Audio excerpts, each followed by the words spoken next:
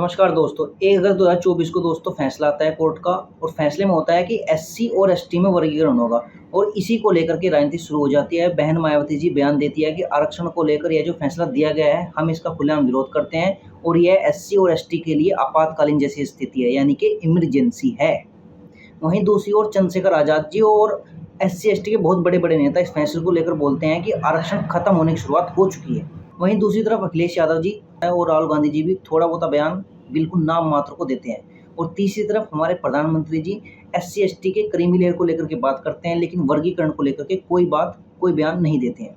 देश का संविधान दोस्तों जब लिखा गया था, मैं आपको बताऊं, बाबा साहेब डॉक्टर भीमराव अम्बेडकर ने उन सभी समाजों को आरक्षण देने का प्रावधान किया था जो समाज छुआछूत का शिकार था, पिछड़ा हुआ था, आदिवासी था। उन सभी लोगों को आरक्षण दिया गया था ताकि वे लोग समाज में बराबरी पा सके, इज्जत पा सके, सभी लोगों को वह सम्मान मिल सके जो वे लोग डिजर्व करते थे और आज भी डिजर्व करते हैं। चाहे वो वाल्मीकि हो, चाहे वो चमार हो, चाहे वो जाटा हो, चाहे वो नाली साफ करने वाला हो, चाहे वो गटर साफ करने वाला हो, क्योंकि हर की एक अपनी इमेज होती है, हर का एक अपना सम्मान होता है और उसको भी उतना ही सम्मान मिलना चाहिए क्योंकि वह भी एक भारत का नागरिक है। और जैसा कि नागार्जुन ने कहा था कि एक सुअर भी, एक जो सुअर होता है, पिग होता है, वो भी भारत का नागरिक है क्योंकि वो भारत के क्षेत्र में रहता है।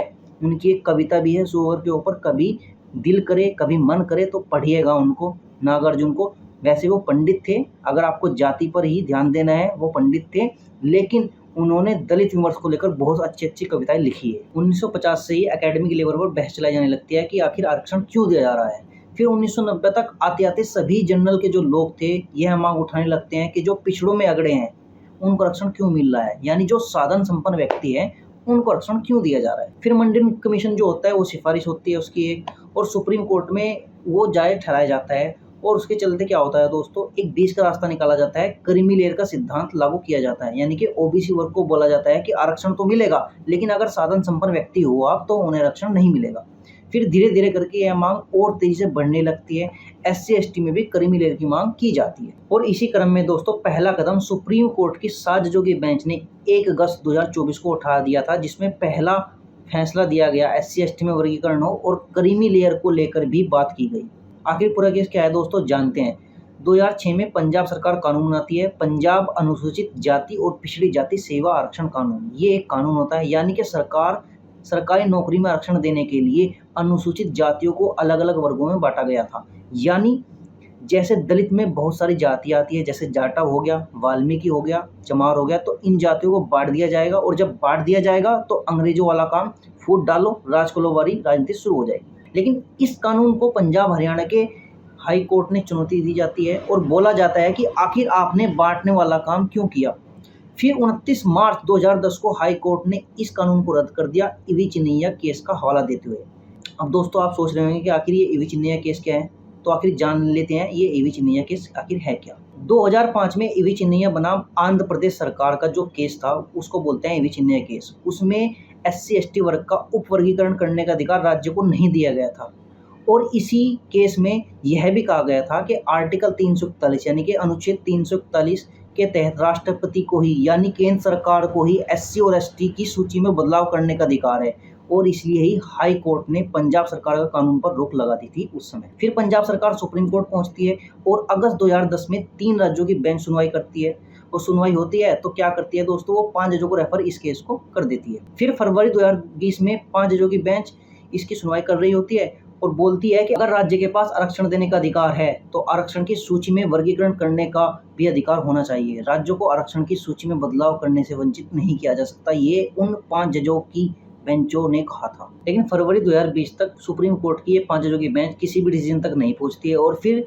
कोर्ट इससे भी बड़ी बेंच यानी कि 7 जजों की बेंच को इस केस को रेफर कर दिया जाता है और फिर 3 दिन तक लगातार इसकी सुनवाई होती है और फिर फैसला आता है 6-1 के मत से। यानी 6 जज फैसला देते हैं कि एससी और एसटी में जातियों का उपवर्गीकरण करने का अधिकार जो है राज्य को दिया जाता है। यानी अब हो सकता है शायद पार्टी अपने हिसाब से राजनीतिक लाभ देखकर जातियों को बंटवारा कर सकती है अगर वो चाहे तो शायद। और वहीं एक जज होती है जस्टिस बेला, उन्होंने 2005 के केस को सही बताया। उन्होंने आर्टिकल 341 का हवाला देते हुए बोला कि यह अधिकार केंद्र सरकार के पास ही होना चाहिए, राज्य सरकार के पास नहीं। और वहीं एक कमाल के जज होते हैं जस्टिस मित्तल, कहते हैं कि एक पीढ़ी के बाद दूसरी पीढ़ी को आरक्षण ही नहीं मिलना चाहिए। तो दोस्तों मैं उन व्यक्ति से, उन महान जज से पूछना चाहूँगा, मित्तल साहब आप कृपया करके ये बता दीजिए, अगर कोई वाल्मीकि जाति का व्यक्ति या कोई बिल्कुल गटर साफ करने वाला व्यक्ति सरकारी नौकरी उसकी लग जाती है कि भाई आज से वो सफाई कर्मचारी है, तो क्या उसकी पीढ़ी को, अगली पीढ़ी को आरक्षण नहीं मिलना चाहिए?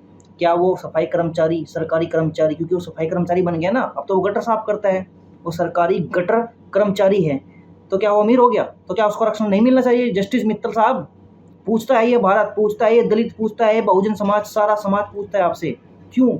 आखिर ऐसा फैसला सुनाने से आपने पहले कभी सोचा है कि आपने ऐसी व्यक्ति की ज़िंदगी जी है आपने, जो व्यक्ति समाज में कितनी बुरी तरह से जीता है, कितनी बुरी बुरी चीज़ें सहन करता है, एक गटर में उतरता है और उसको समाज में इज्जत तक नहीं मिलती है। खैर दोस्तों, एससी एसटी के जो लोग हैं, वे लोग इस फैसले को लेकर बिल्कुल नाखुश हैं और अपना विरोध प्रदर्शित कर रहे हैं और कई सारे तर्क भी दे रहे हैं। और उसमें जो पहला तर्क है वो ये है दोस्तों, एसटी को लेकर तो कोई विवाद ही नहीं था, तो फिर सुप्रीम कोर्ट ने एसटी को लेकर फैसला क्यों दिया? आखिर क्यों?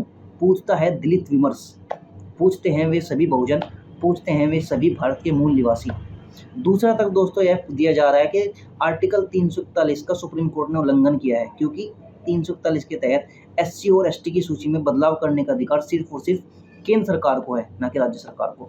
तीसरा जो तर्क दिया जा रहा है दोस्तों, वो ये दिया जा रहा है कि जो वर्गीकरण अगर करना ही है सुप्रीम कोर्ट को, तो पहले सुप्रीम कोर्ट से ही करना चाहिए, क्योंकि जज का बेटा जज कैसे बन सकता है बिना पेपर दिए।